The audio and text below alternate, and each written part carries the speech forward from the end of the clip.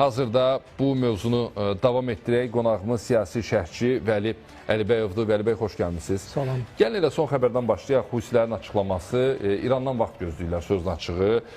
Eyni sözü digər proksi qüvvələr də vurğulayırlar. Dolayısıyla mesaj göndərirlər ki, İran bir hə desin, biz bildiyimizi eləyək. Amma o proksi qüvvələrin, Hizbullahın, Husilərin prosesə qoşulma ehtimalı nə qədərdir? Axı onlar dəfələrlə İsraildən ağır zərbələr alıblar. Amerika Birləşmiş Ştatlarından ağır zərbələr görüblər. Tamamilə doğru buyurursunuz. Həqiqətən də son illər hətta mən deyərdim ki, həm proksi qüvvələrin, həm İranın özünün İsrailə qarşı ağır zərbə vuracağı barədə bəyanatlar dəfələrlə səsləndirilib, ancaq bunun nəticəsi olmayıb. Yəni bu gün isə İsraildən və Amerika Birləşmiş Ştatlarından güclü zərbələr alan İranın hansı dərəcədə adekvat cavab verəcəyi məsələsi məndə artıq şübhə doğurur. Mən düşünürəm ki, hazırda nə İranın özü, nə də onun proksi qüvvələrinin nə İsrailə, nə də ABŞ-ın özünə, onun hərbi bazalarına hansısa bir ciddi zərbə endirmə imkanları yoxdur. Bunlar hamısı ictimai rəyə, öz ətrafında olan insanları, öz ətrafını saxlamağa yönəlmiş bəyanatlardır. Amma mən düşünürəm ki, bunun arxasında real bir güc və imkan yoxdur. Aydındır. Amerika Birləşmiş Ştatlarının Fordoya, Natanza və İsfandakı hərbi, daha doğrusu nüvə obyektlərinə hücumu. Amerika Birləşmiş Ştatları niyə bu hücumu gerçəkləşdirdi? Axı, indiki məqamda İranın bölüşdüyü bir neçə fotolar var, videolar var və iddialar var ki, Fordodakı zənginləşdirilmiş urana heç bir şey olmayıb. Onu vaxtında biz daşımışıq. Belə ehtimallar var idisə, əgər belə bir iddia üzə çıxacaqsa, Birləşmiş Ştatlar niyə bu riskə getdi? Axı, hücum özü də ucuz hücum deyildi. Milyardlarla dolların xərcləndiyi bir hücumdan danışırıq.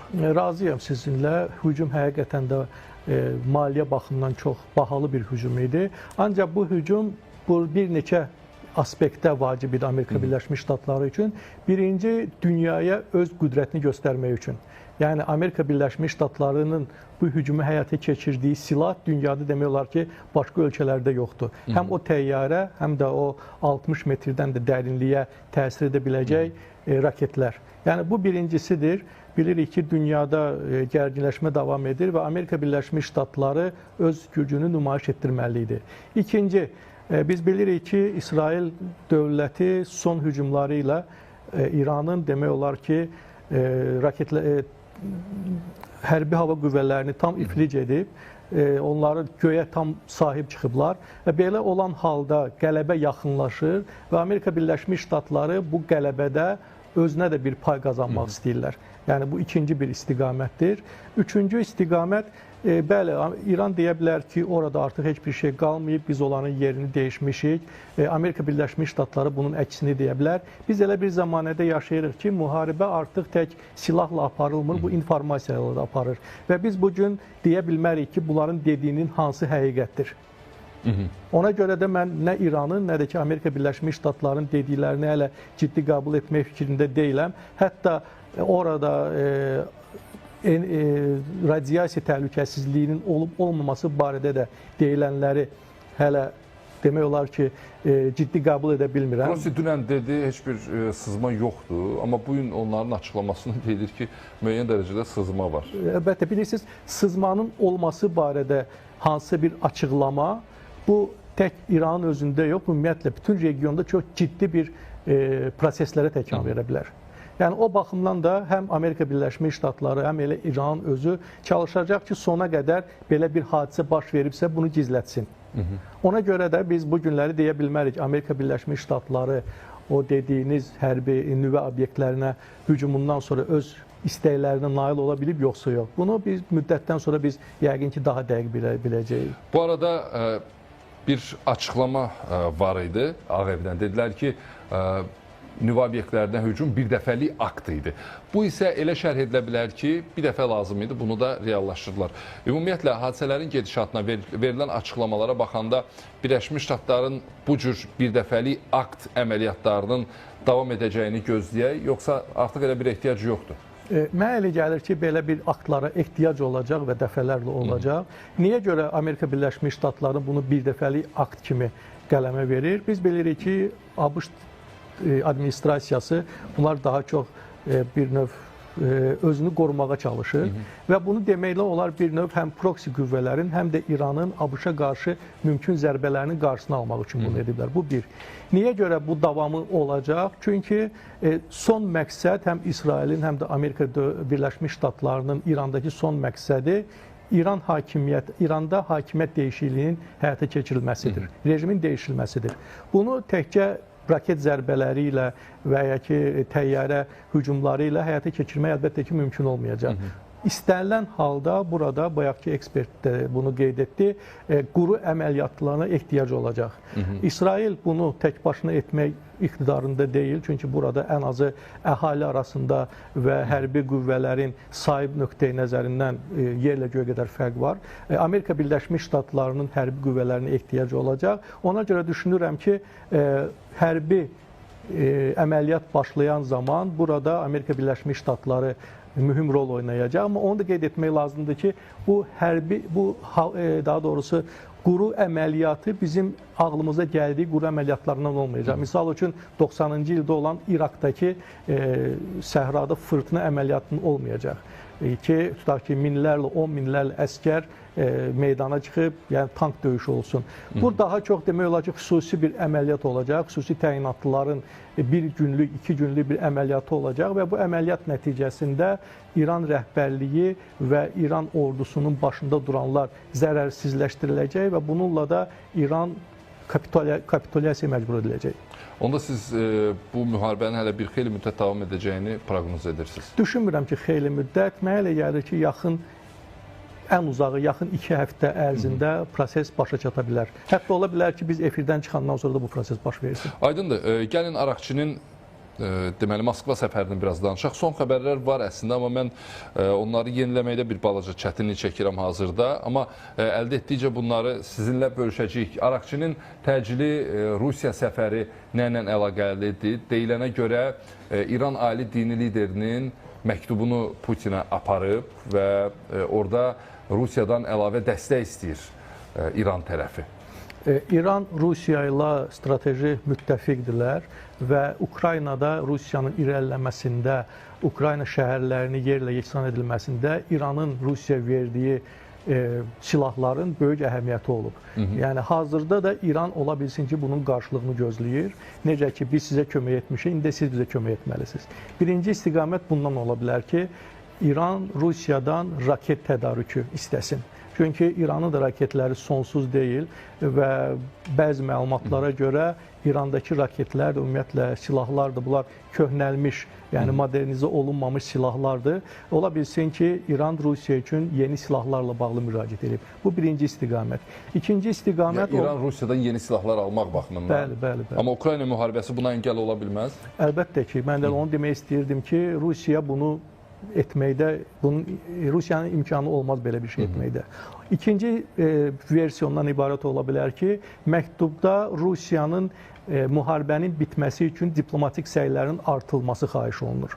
Rusiya baxmayaraq ki, hazırda çox zəifləyib, amma bununla belə həm BMT-də, həm də müxtəlif bəzi beynəlxalq təşkilatlarda sözü keçən bir dövlət olaraq qalır və öz başqa müttəfiqləri ilə bu müharibənin dayandırılması ilə bağlı səylərin artırılması xahiş oluna bilər. Bu ikinci istiqamətdir və üçüncü istiqamət, bu da çox real görünə bilər. Özünüz də görmürsünüz ki, bu müharibə başlayandan sonra internetdə bir çox karikaturalar olub ki, Moskvada bir tərəfdə Bəşar Əsad, bir tərəfdə Ukraynanın keçmiş prezidenti oturublar və artıq Xameneini gözləyirlər ki, sən də gəl Moskvaya. Ola bilsin ki, bu səfərin məqsədlərindən də biri odur ki, vəziyyət hərdən artıq kritik səviyyə çatarsa, İran rəhbərinin özünün, onun ailəsinin və yaxın ətrafının Moskvada sığınacağı ilə bağlı ola bilsin.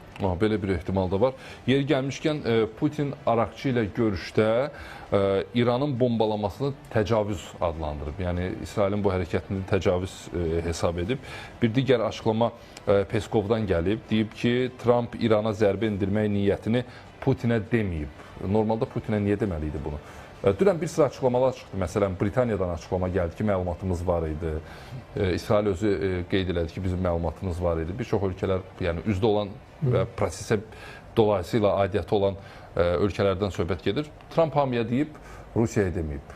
Rusiya ilə əslində Amerika Birləşmiş Ştatlarının belə bir məsələni Rusiya ilə bölüşməsi bu özü də biraz absurd olardı əslində. Çünki bu kimi əməliyyatlar çox gizlin bir şəraitdə aparılır. Bilirsiniz ki, Tramp əslində İrana 2 həftə vaxt vermişdi cavab verməyə, amma buna baxmayaraq demək olar ki, növbəti gün artıq bu zərbəni endirdi. Rusiyanın İranla yaxın münasibətləri nəzərə alaraq heç kəs qarantiya verə bilməzdi ki, Tramp bunu Rusiya deyəndən sonra İran bu barədə xəbərdar olmasın.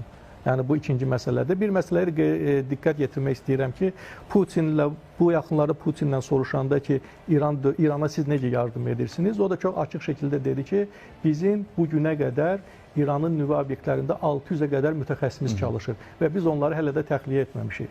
Bu özü də bir yardımdır. Yəni bu nöqteyi nəzərdən də yəni onlar işlərini görürlər. Onlar işlərini görürlər, proses davam edir. Bilmirəm daha sonuncu Amerikanın əməliyyatından sonra onların vəziyyəti nə yerdədir? Yəni Rusiyanın heç bir açıqlaması da yoxdur sözün açığı. Bu elədir ki, olsa da onlar heç bir açıqlama verməzlər bununla bağlı. Ancaq ki, siz dedikləriniz də həqiqətdir. Burada bir məqamı da qeyd etmək istəyirəm ki, Medvedevin də bu arada çox maraqlı dünənləri səhv etmirəmsə bir açıqlaması olmuşdu. Nüvə silahı ilə bağlı. Nüvə silahı ilə bağlı ki, başqa ölkələr İrana öz nüvə silahını verə bilər. Hansı ölkələr nəzərdə tuturdu? Yaxşı, bunun biri Rusiyadır. Rusiyadır, yəqin Çini nəzərdə tuta bilər hardasa. Çünki dediyimiz kimi Çin də hazırda İranın hazırki status quo-da qalmasını arzulayır. Çünki İrandan neft alır, yəni bütün enerji problemlərini onunla həll edir. Amma düşünmürəm ki, Çin buna getsin. Çin Amerika Birləşmiş Ştatlarında hazırki məqamda açıq konfrontasiya etməkdə maraqlı deyil. Bəli, Örmüz boğazı bağlanarsa ən çox zərər görən tərəf ola bilsin Çin olsun. Çünki onun əsas enerji ehtiyatları məhz bu boğaz vasitəsilə təmin olunur. Amma düşünmürəm ki, yenə də hazırki dünya elə bir dünyadır ki, adi bir raketi bir kənddən o biri kəndə keçirəndə bunu artıq hamısı bilir. Yəni belə bir düşünmürəm ki, belə bir kömək etsin Çin İrana. Bir də ki, Medvedev artıq son illər onun dedikləri çox qeyri-ciddi səslənir. Ona görə də bunu sadəcə olaraq bir bəyanat, boş bir bəyanat olduğunu da nəzərə almalıyıq biz. Biz artıq bildik ki, Peskovun açıqlamasından İrana Birləşmiş Ştatların hücumundan Rusiyanın xəbəri olmayıb. Ən azı ictimaiyyətə belə bir məlumat verilir. Xəbəri olsaydı bunun qarşısını hansısa formada ala bilərdi, yoxsa yox? Var əlində belə bir imkanlar. Baxma, Rusiya-Ukrayna müharibəsində İran Rusiyaya az kömək eləməyib. Silahlar, dronlar baxımından. Birbaşa Rusiyanın birbaşa Amerikanın qərarlarına təsir etmə imkanları yox dərəcəsindədir. Burada ola bilər yeganə bir yol ola bilər. O da ki, Rusiyada öz növbəsində İranı bu zərbə barədə məlumatlandıra bilərdi ki, İran imkan daxilində bu zərbəyə hazır olsun. Bundan başqa mən düşünmürəm ki, Rusiyanın belə bir məlumatı olardısa, o nəsə etsin, nəsə edərdi. Digər tərəfdən bir məqam da ola bilər ki, ola bilsin ki, Rusiyanın bu zərbədən xəbəri olsun. Ancaq o da yenə də Amerika Birləşmiş Ştatlarından çəkindiyinə görə o bunu açıqlamaz, hər hansı bir xəbərdarlıq da etməz. Çünki son nəticədə Rusiyanın beynəlxalq meydana çıxmasında Amerika Birləşmiş Ştatları yeganə bir oyunçudur. Rusiyaya əl uzatan bir ölkədir və ona görə də Rusiya Amerika ilə hazırki məqamda olan münasibətlərə çox böyük önəm verir. Yeni xəbərlərdən biri ondan ibarətdir. Biz bayaqdan danışırıq, amma xəbər gəldi. Amerika Birləşmiş Ştatlarının Suriyanın şimal-şərqində yerləşən Həsəkədəki hərbi bazası hücuma məruz qalıb. Bu barədə Mehr Agentliyi məlumat yayıb, amma Birləşmiş Ştatlardan hələ ki nə İsraildən, nə Birləşmiş Ştatlardan açıqlama yoxdur. Bir neçə dəqiqənin xəbəridir. Yadınızdadırsa, elə İsrail İrana yeni zərbələr endirdiyi ilk günlərdən bir çox informasiya kanalları, söhbət xarici informasiya kanallarından gedir, məlumatlar paylaşmışdılar və hətta video görüntülər də yayılmışdı ki, Amerika Birləşmiş Ştatları artıq yaxın şərqdə öz hərbi bazalarını boşaldıb.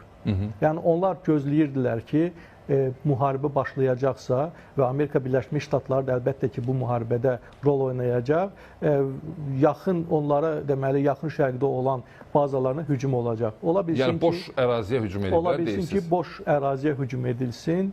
Mən bunu istisna etmirəm. Çünki əvvəllər də bir dəfə belə bir hadisə olmuşdu. Amerika Birləşmiş Ştatları da, İsrailin özü də çox güclü kəşfiyyata, əks kəşfiyyata malik olan dövlətlərdir və onların, yəni İranın özündə də keçirdiyi əməliyyatlar onu göstərir ki, onların tək İranın özündə yox, proksi qüvvələrin içində də adamları var və onlar da belə məlumatı, əlbəttə ki, belə məlumatdan əvvəlcədən xəbərdar idilər yəqin ki və öz hazırlıqlarını görüblər.